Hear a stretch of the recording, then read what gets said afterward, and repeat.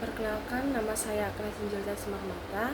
Baik, di sini saya akan menjawab soal ujian dari prinsip rekayasa proses. Yang soal pertama yaitu jelaskan apa yang dimaksud dengan rekayasa proses. Rekayasa proses adalah cabang ilmu teknik yang mempelajari perancangan, pengoperasian, pengendalian, dan optimasi suatu proses produksi yang melibatkan perubahan fisik, kimia maupun biologis dari bahan baku menjadi produk yang bernilai lebih tinggi.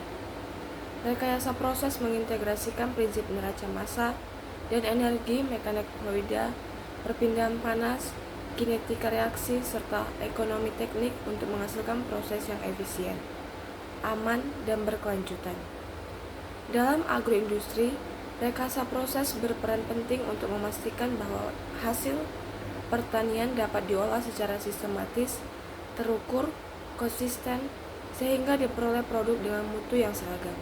Baik, di sini saya akan menjawab soal nomor 2 dengan pertanyaan, jelaskan pentingnya mempelajari rekayasa proses dalam agroindustri lengkap dengan contoh.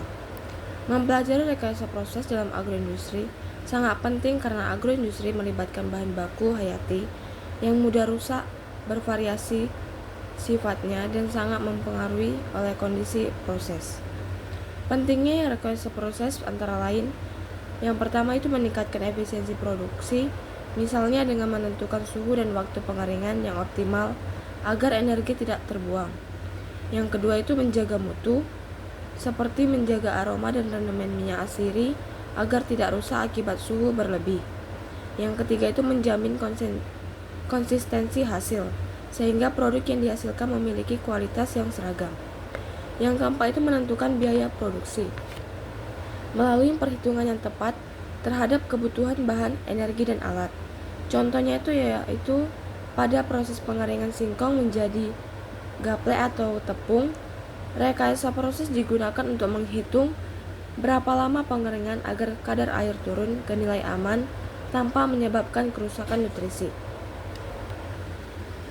Pertanyaan selanjutnya yaitu pertanyaan nomor 3. Jelaskan kenapa dalam aplikasi agroindustri nilai angka-angka harus digunakan menggunakan satuan, lengkapi dengan contoh.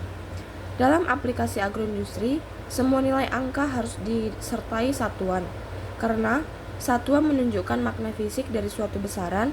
Tanpa satuan angka, tidak dapat diinterpretasikan secara ilmiah dan dapat menimbulkan kesalahan fatal dalam perancangan maupun pengoperasian proses.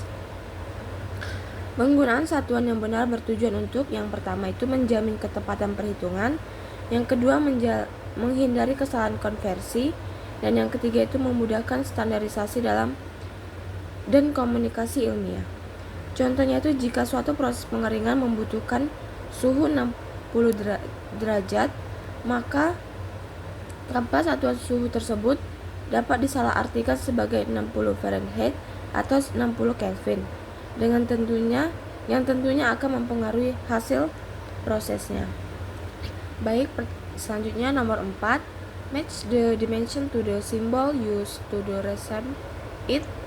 Like itu dilambangkan dengan L, electric intensity itu dilambangkan dengan I, mass dilambangkan dengan M, like intensity itu dilambangkan dengan J, time itu dilambangkan dengan T, amount of substance itu dilambangkan dengan N. Baik, di sini saya akan menjawab soal nomor 5, yaitu jika viskositas minyak kelapa 5,6 kali 10 pangkat minus 2 lb, Ft-nya minus 1, size-nya minus 1, hitung viskositas minyak kelapa dalam satuan internasional atau SI.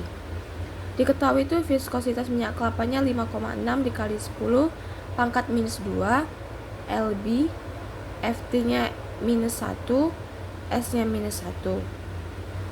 Maka dikonversi ke satuan, yaitu yang pertama 1 lb itu dikonversi menjadi 0,45359 kilo, yang 1 Ft-nya 0,3048 meter.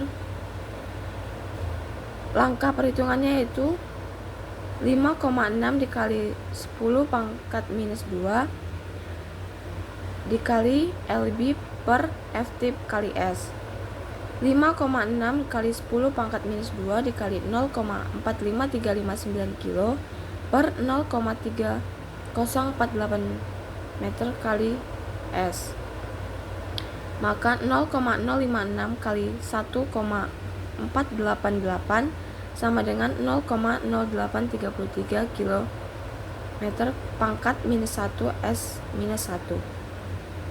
Jadi viskositas minyak kelapa dalam satuan SI adalah 0,083 kilo M pangkat minus 1.